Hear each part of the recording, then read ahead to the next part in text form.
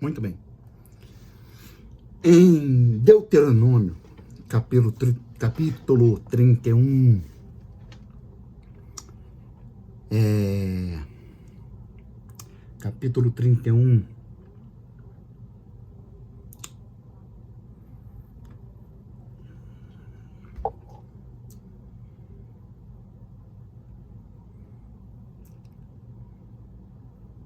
capítulo 31, versículo 27, diz assim, Moisés falando a Israel: porque conheço a rebeldia e a teimosia de vocês, porque se hoje, durante a minha vida, enquanto ainda estou aqui, vocês já são rebeldes contra o Eterno, o que vai acontecer depois da minha morte?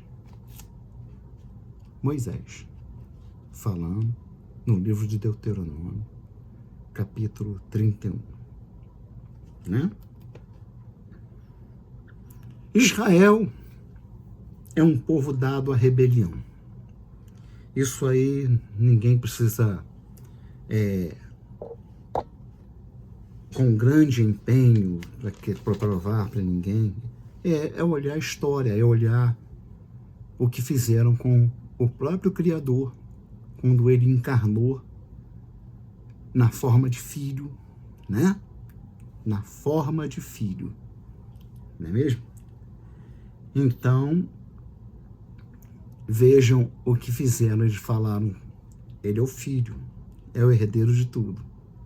Se a gente mata ele, acabou o problema. Nós somos o povo escolhido, que vier do Eterno, o que for do Eterno é nosso. Só que eles não tinham entendido o enredo da história. Muito bem, muito bem. No livro de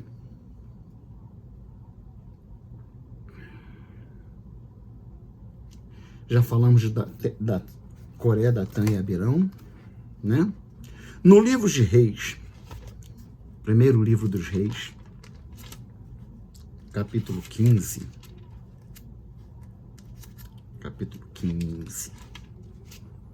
Primeira Reis 15, aquela passagem de Saul, né? Encontro de Samuel com Saul e as palavras de Samuel para Saul. No vídeo anterior nós falamos sobre a rebelião, que nós não vivemos o evangelho do reino. Quando eu digo nós, eu estou generalizando no mundo, né? Já não estou falando mais o povo de Campo Grande, do Rio de Janeiro, só, não. Aqui como em países como a América do Norte e países da Europa, né? Tá para lá de Marrakech, mas nós estamos falando em geral.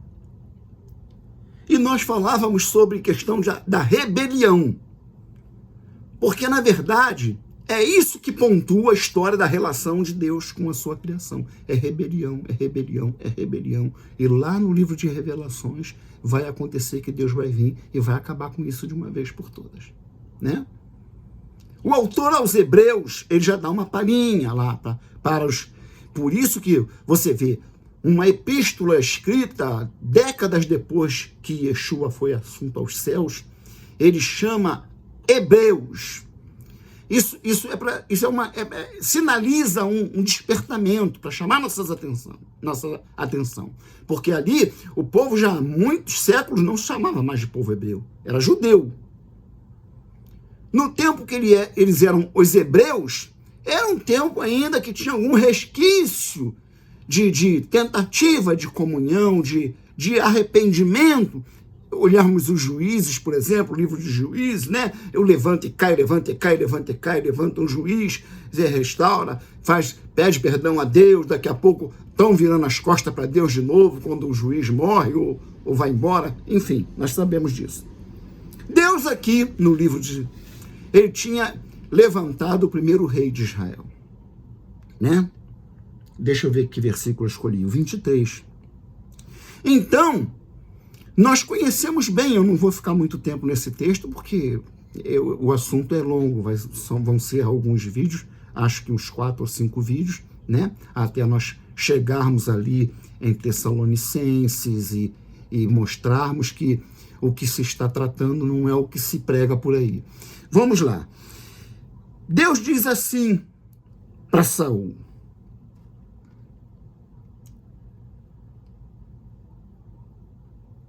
deixa eu ver se eu estou no texto certo. Não, estou no texto errado. É 1 Samuel. Não é 1 Reis, não. Estou no texto errado. Desculpa. É 1 Samuel 15, 23. 1 Samuel 15, 23. A conversa de Samuel com Saul, né? Deus foi bem específico com Saul. Chegou para ele e fala: mata o rei, mata o povo, mata o gado, mata tudo.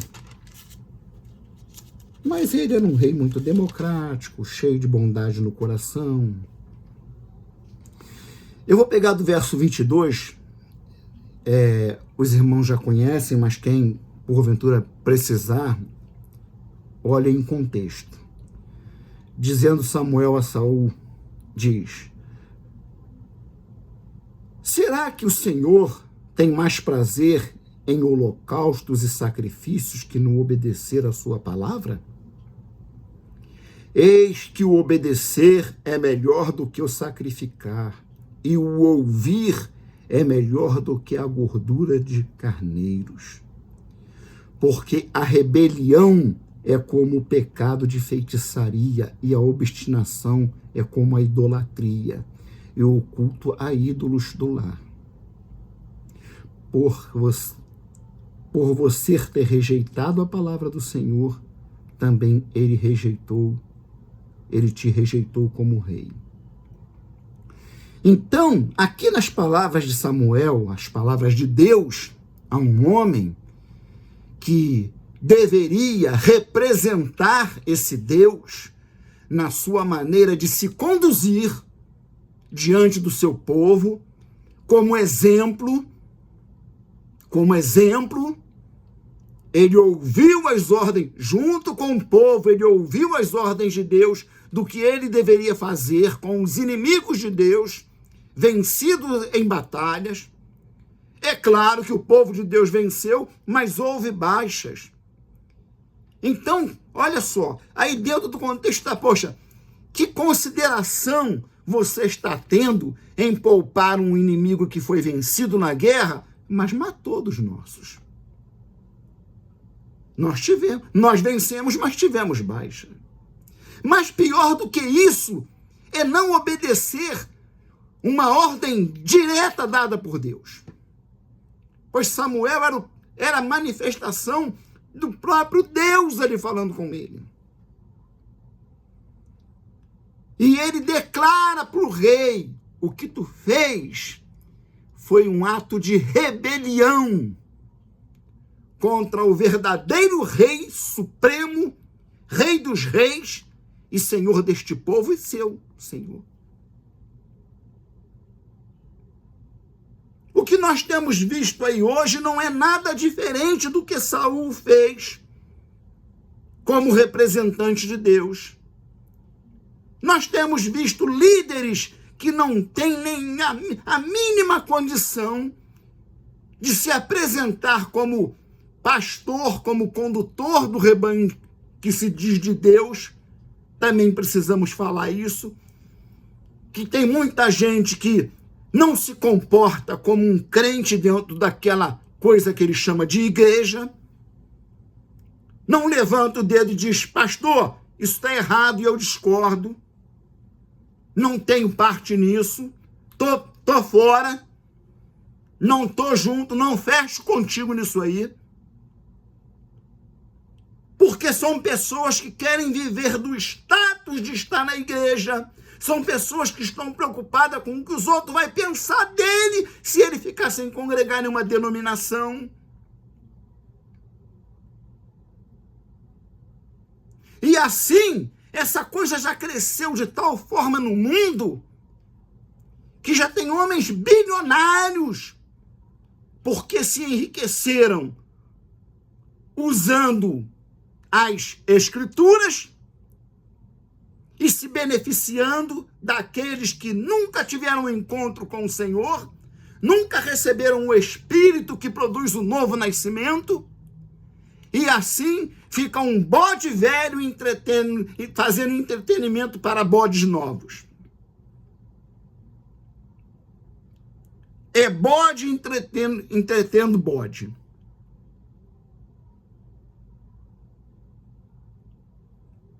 E aí daquele que se levanta para falar. A gente perde a amizade. Eu tenho colegas, eu tenho amigos que têm reservas comigo por causa do que eu falo sobre certas práticas e algumas denominações que estão por aí.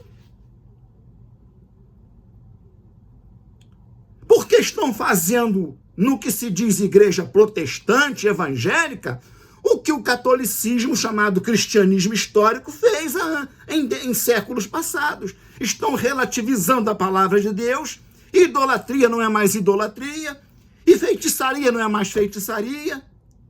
Procura, vê ali se Saul invocou algum demônio, fez algum rito satânico, tal como se prega hoje em dia. Ele simplesmente desobedeceu a palavra de Deus, como muitos estão fazendo em desobedecer o evangelho.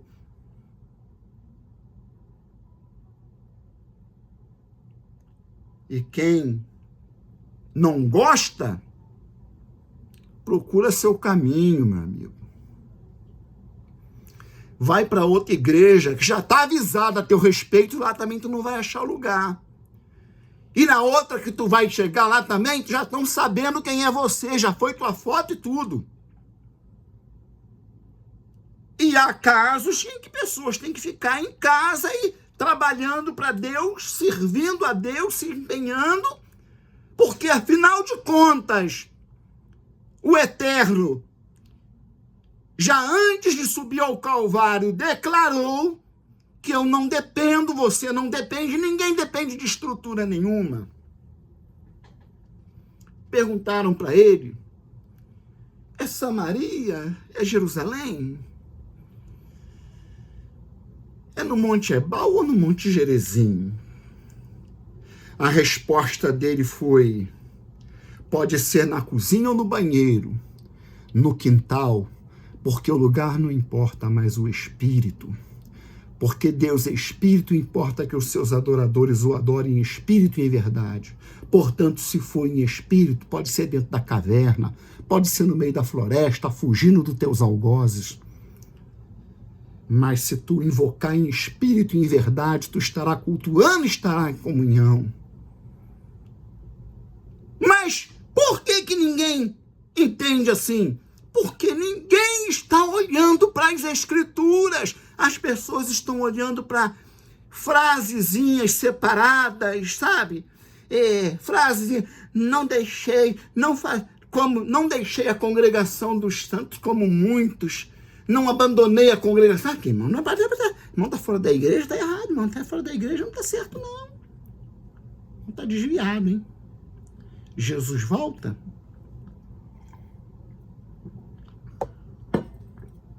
Eu já ouvi isso até de parente. E se Jesus voltar? Vou dar festa, vou dar pulo.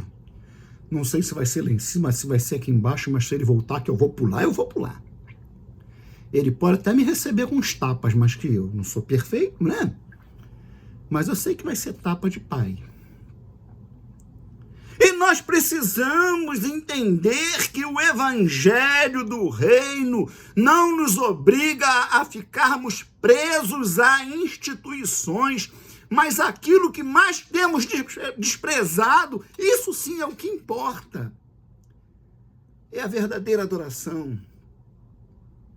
É o cuidado minucioso em examinar as suas escrituras, para estarmos certos em nosso coração de que estamos entendendo e vivendo na verdade.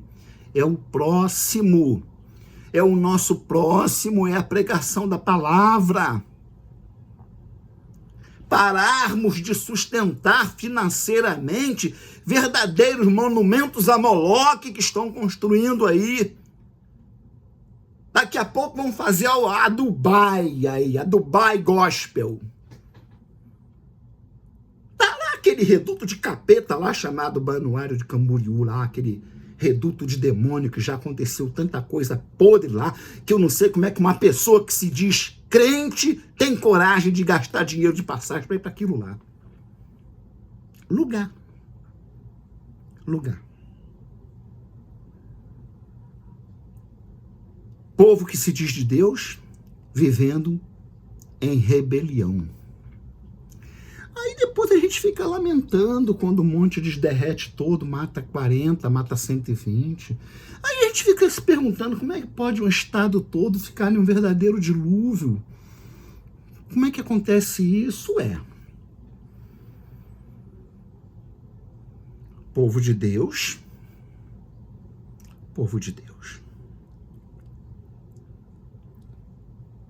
viver desprezando a palavra de Deus é rebelião.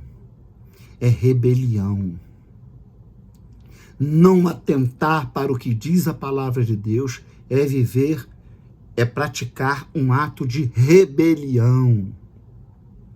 Não tem essa de que, eu tô fraquinho na fé, irmão vai ficar desviado. Você ou tá vivendo com Deus, com crise, sem crise, não importa, Deus está com os deles na crise.